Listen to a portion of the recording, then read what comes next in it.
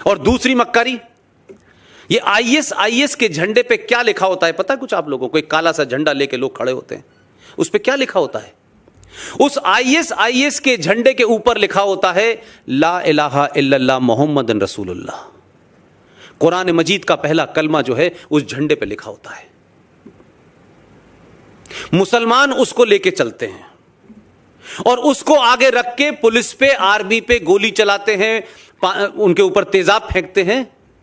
मेरा एक सवाल उन मुसलमानों से है जो इस्लाम के बड़े पक्के मुसल्लत ईमान है, जिनका, जो कुरान की हदीसों का हवाला देते हैं, आयतों का हवाला देते हैं, जो डेनमार्क के अंदर कोई आदमी मोहम्मद साहब की शान में गुस्ताखी करते हुए उनकी शान में कुछ ऐसा कर देता है कि उनकी कार्टून बना देता है, और उस कार्टून बनाने से इस देश में बनता डेनमार्क में है, भावनाएं दिल्ली में भड़क जाती हैं, अलीगढ़ में, रामपुर में, आजमगढ़ में दंगे होने लगते हैं। लाहौर में था जब ये घटना घटी, वहां भी दंगे हो रहे थे। मैंने कहा मोहम्मद से इतना प्यार अच्छा लगता है, हमको भी होना चाहिए, आपके पैगंबर है भाई। लेकिन हिंदुस्तान के मुनाफिक और मक्कार मुसलमान, मुझे ये बताओ, तुम मोहम्मद का नाम लेके आईएस के झंडे पे जब कुरान शरीफ का पहला कलमा लिख करके तुम कहते हो ला इलाहा इल्लल्लाह, और उस एक सर्किल में लिखते हो अल्लाह, मोहम्मद और रसूल, तो ये तुमको शर्म नहीं आती कि अल्लाह का नाम आतंकवाद के लिए इस्तेमाल हो रहा है? पहला कलमा आतंकवाद के लिए इस्तेमाल हो रहा है, पुलिस पे गोली चलाने के लिए हो रहा है। लिहाजा मेरा मानना है कि तुम मक्कार हो। तुम डेनमार्क में कार्टून बनाने वाले आदमी के खिलाफ फतवा जारी करते हो। एक आदमी सलमान रश्दी ने कुरान शरीफ के बारे में कुछ लिख दिया, तुम फतवा जारी करके उसको मारने की बात करते हो।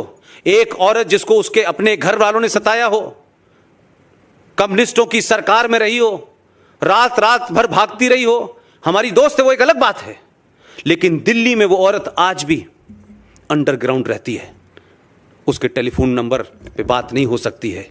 उस तस्लीमा नसरीन को उसने कुछ लिख दिया था, गलत नहीं लिखा है उसने, वो आज भी दृढ़ है अपनी बात पे। उसका तो कत्ल तुम करते हो भाई, लेकिन मोहम्मद की शान में आईएसआई का झंडा बन जाता है। अल्लाह मोहम्मद का नाम लेकर के लोग झंडा चलाते हैं, अल्लाह मोहम्मद का नाम लेकर के इस देश में कत्लो गारत करते हैं। तुम उनके खिलाफ क्यों नहीं आवाज उठाते हो, उनको क्यों नहीं मारते हो, ये भी बताओ। ये जैश ए मोहम्मद क्या है भाई? ये क्या जैश ए मोहम्मद है? जैश ए मोहम्मद का नाम जानते हैं आप? क्या है इसका मतलब? सल्लल्लाहु अलैहि वसल्लम प्रॉफिट मोहम्मद साहब की फौज। अब अल्लाह के नाम से, मोहम्मद के नाम से आप दुनिया के क्रूर काम कर रहे हो। अल्लाह ने कहा है या नहीं कहा, यह डिबेट अलग हो सकती है, लेकिन अल्लाह के मानने वाले मोहम्मद का नाम लेके आतंकवादी संगठन बनाते हैं। न पाकिस्तान में कोई बोलता है, न भारत का मुसलमान कोई बोलता है। अगर गलती से कोई हिंदू मोहम्मद साहब की शान में कुछ कह दे तो तलवार उठा लेते हैं। तो ये तलवार अल्लाह ने सिर्फ हिंदुओं को मारने के लिए उठाई थी कि मुसलमानों से भी कहा था कि अगर तुम भी उसके खिलाफ जाओगे तो तुम्हें उसके खिलाफ भी तलवार उठानी चाहिए? ये मक्कारी है, ये झूठ और फरेब इस देश में चल रहा है।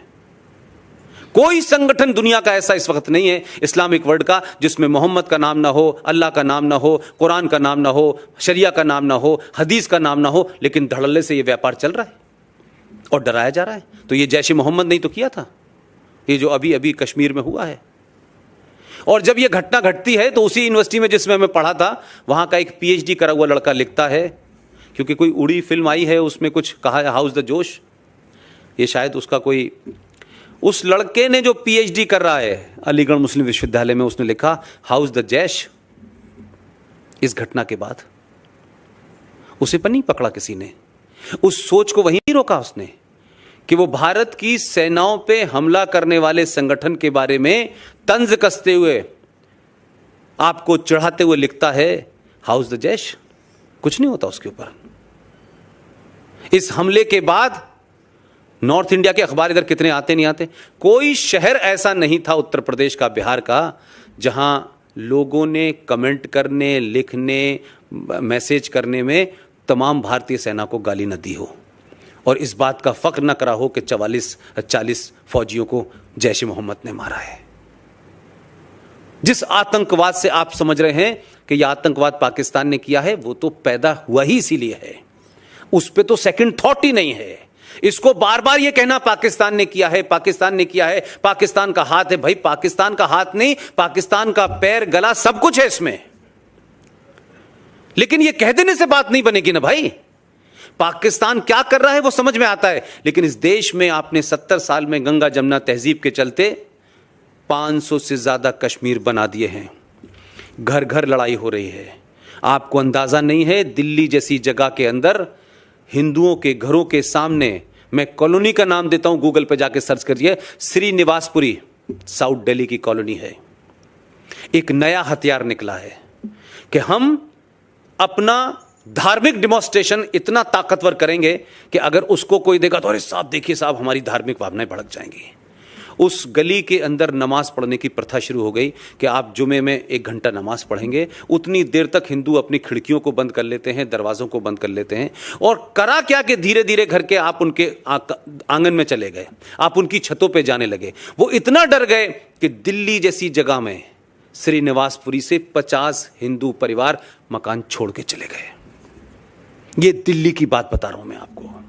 मालदा में हुआ सबको पता है, कैराना में क्या हुआ सबको पता है, रामपुर में क्या हो रहा है सबको पता है, अलीगढ़ में क्या हो रहा है सबको पता है, लेकिन बाकी जगहों की खबरें ही नहीं आ रही। यह आतंकवाद मेरे लिए ज्यादा खतरनाक है। ये टेलीविजन के ऊपर रहमानी, सलमानी, शैतानी, छोटे भाई का पजामा, बड़े भाई का कुर्ता पहन के अजीब अजीब वेशभूषा में लोग आते हैं, क्या क्या बकवास करते हैं। एक कहता है बाबर ने भारत को सभ्यता दी है, दूसरा कहता है कि औरंगजेब रब्बुल आलमीन था। वो औरंगजेब क्यों महिमा मंडित करते हैं भाई? माफ कीजिएगा, उनको औरंगजेब को महिमा मंडित करने का कोई इरादा नहीं है। वो हर उस शख्स को, वो हर उस मुल्क को महिमा मंडित करते हैं जो भारत और भारत की मेजॉरिटी के साथ खड़ा होता है। हर उस आदमी को महिमा मंडित करते हैं जिसने आपके ऊपर अत्याचार किए हैं। उनका औरंगजेब से कोई संबंध नहीं है। सिर्फ इसलिए कि औरंगजेब ने जो किया, बाबर ने जो किया, शाहजहां ने जो किया, आपको जलील करने के लिए आप लगातार उस कुंठा में रहें, उस इंफिनिटी कॉम्प्लेक्स में रहें, उस एहसास कमतरी में रहें। इसलिए हर वो चीज के साथ वो वर्ग खड़ा हुआ है जिसमें आपको छोटा बौना दिखाया जा सके। हम आतंकवाद से लड़ाई कतई नहीं लड़ सकते। हम बहुत गलतफहमी में हैं। सेना का काम है, सेना करेगी, आज करेगी, कल करेगी, परसों करेगी, करती रहेगी, ये सिलसिला चलता रहेगा भाई। लेकिन मुझे ये बताएं कि जब ये 40 फौजियों की डेथ हुई तो हमको बड़ा आक्रोश हुआ। अब ये बात कोई और बोलेगा नहीं आपसे, लेकिन आप जरा एवरेज लगाइए कि 1971 की वॉर में 1200 सैनिक मरे थे कुल मिलाकर के, और ये जो अभी आखिरी आपकी हुई है सियाचिन वाली, इसमें कोई 650 मरे थे। लेकिन जरा सा गूगल पे जाइए और पिछले 2 साल का डाटा निकाल लीजिए, 2 साल का, सिर्फ जम्मू कश्मीर का, छोड़ दीजिए नॉर्थ ईस्ट में क्या हो रहा है, आसाम में क्या हो रहा है, यूपी में क्या हो रहा है, बंगाल में क्या हो रहा है, उसको छोड़ दीजिए।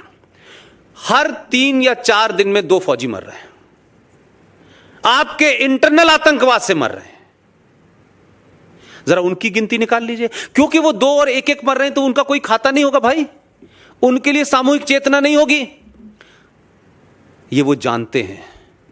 1971 वॉर के बाद पाकिस्तान को यह पता चल गया था कि वो सीधे तौर पे भारत से नहीं लड़ता, ना लड़ सकता है, तो उन्होंने एक डॉक्ट्रिन को ईजाद किया जो भारत के कुछ समझदार लोग जानते हैं लेकिन भारत के समाज को नहीं पता है।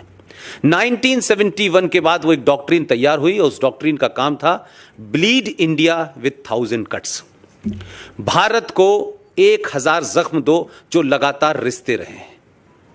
तो ये आपके देश में रेडीमेड उनको लोग मिल जाते हैं, स्लीपर सेल मिल जाते हैं, कहीं कश्मीर के नाम से, कहीं जेएनयू के नाम से, कहीं जादवपुर के नाम से। ये तमाम वो लोग हैं जो किसी खास एजेंडे के तहत काम कर रहे हैं और भारत अपने ही घर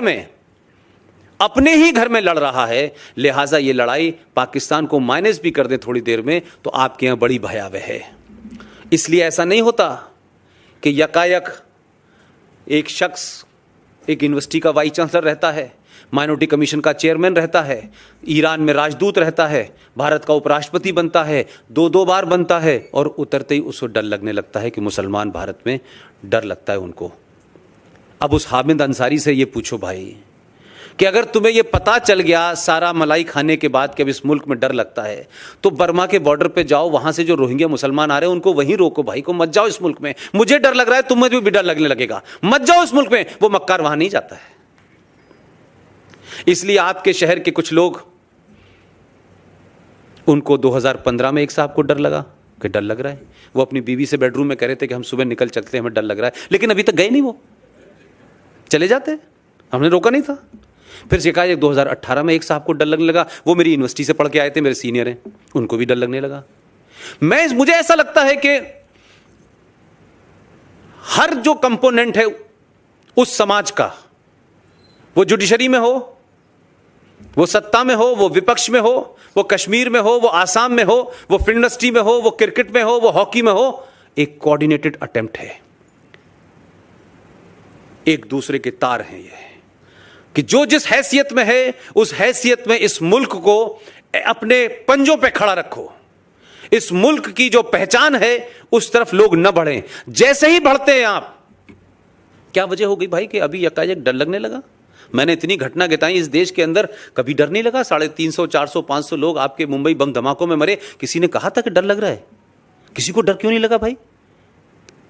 लेकिन अब डर शायद इसलिए लग रहा है कि हम जैसे लोग, GD बख्शी जैसे लोग, RSN, सुशील पंडित, गौरव आर्या और तमाम वो ताकतें जिनको लगता था कि 70 साल, हमारे यहाँ कहा जाता है, यूपी में कहावत है कि 7 साल के बाद जो कूड़ा डालने की जगह होती है ना, कहते हैं 7 साल बाद तो उसके भी दिन बदल जाते हैं, और कूड़े के ढेर की जगह कोई मकान बन जाता है, कुछ अच्छी जगह बन जाती है।